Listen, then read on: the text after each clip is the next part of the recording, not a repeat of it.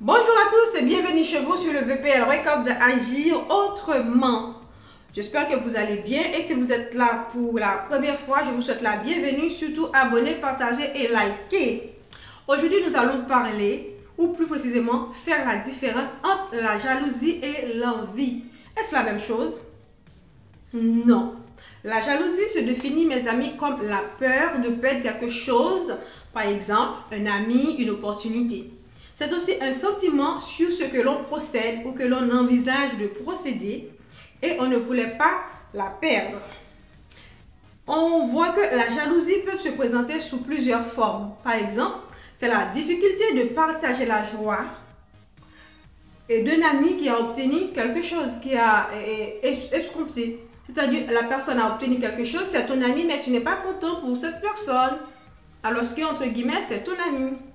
Deuxièmement, ça peut être aussi un ressentiment envers quelqu'un qui n'est plus disponible pour toi comme avant. C'est-à-dire que la personne avant, elle était chômeuse, elle ne travaille pas. Et puis une fois qu'elle a trouvé un travail, c'est normal qu'elle n'est plus disponible comme avant. Mais ça vous cause problème.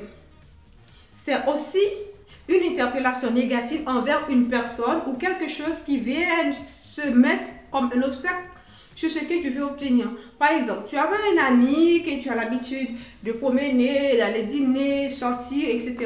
comme bon vous semble. Et puis du coup, cet ami-là vient d'avoir une copine, une fiancée. Il n'est plus disponible pour toi comme avant parce que maintenant il a sa fiancée.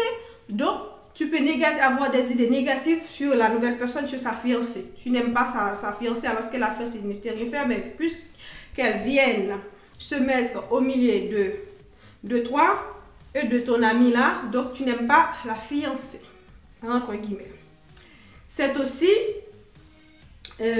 pour une raison apparente, voilà, de détester une nouvelle, une personne ou de détester quelque chose qui vient se mettre entre guillemets au milieu de ce que toi tu veux obtenir. Voilà, donc la jalousie peut se manifester aussi par la rivalité entre frères et sœurs. Ça, on le connaît plus ou moins. Par la compétition entre amis, c'est aussi de la jalousie. Et aussi, cela peut se manifester aussi par un sentiment de manque de confiance en soi et d'insécurité.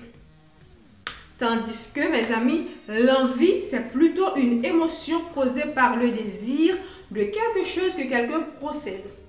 Une émotion causée par le désir de quelque chose que quelqu'un d'autre possède. Par exemple, la personne peut posséder une jolie voiture, une belle maison, la personne peut être riche ou gagner au million.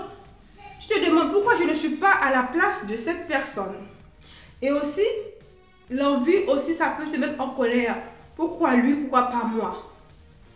Et donc l'essentiel, c'est que toi, tu aimerais jouir l'avantage de cette personne. Tu aimerais être à sa place.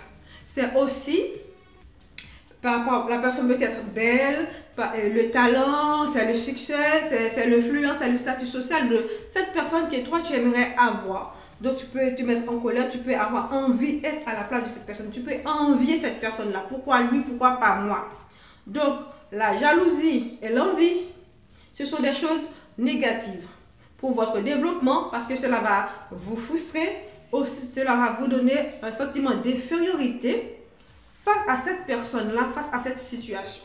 Donc, pour combattre l'envie et la jalousie, déjà, il faut reconnaître que vous avez, il ne faut pas le nier, il faut dire que voilà, je suis envieux, je suis jalouse. Déjà, il faut reconnaître, il ne faut pas le nier. Et deuxièmement, il faut aussi travailler à augmenter votre confiance en soi et surtout éviter de te comparer aux autres. Pourquoi? Parce que on n'a pas tous le même point de départ.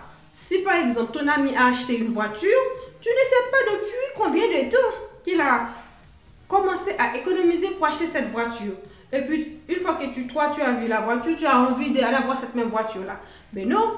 Est-ce que toi, tu as commencé à économiser en même temps que lui? Est-ce que toi, tes parents t'ont donné de l'argent pour acheter cette voiture? Est-ce que toi, tu as reçu cette voiture en cadeau? Non. Donc, vous n'avez pas tous le même point de départ. Ok? Et deuxièmement, pour augmenter l'estime de soi, il faut se former. ajouter ce que tu n'as pas, si cela est possible.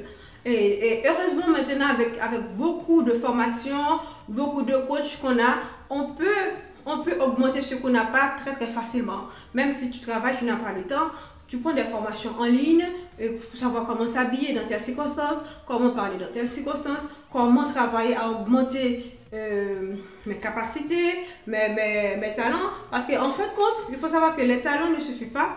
Il faut être discipliné, il faut travailler dur pour être à la hauteur dont tu veux. Donc, arrêtez d'être jalouse, arrêtez d'envier les autres. Chacun sa place, chacun a son objectif et on ne travaille tous pas pareil. Si la personne travaille 42 heures par semaine, toi tu travailles 20 heures, 25 heures par semaine, c'est normal que vous n'aurez pas voilà, le même salaire. Donc, sur ce, je vous dis merci beaucoup et à très bientôt sur VPR Records. Surtout mes amis, n'hésitez pas à partager, liker pour plus de vidéos. C'était Brice Magdala à votre service et je vous aime beaucoup. Restez positif. Merci, à très bientôt.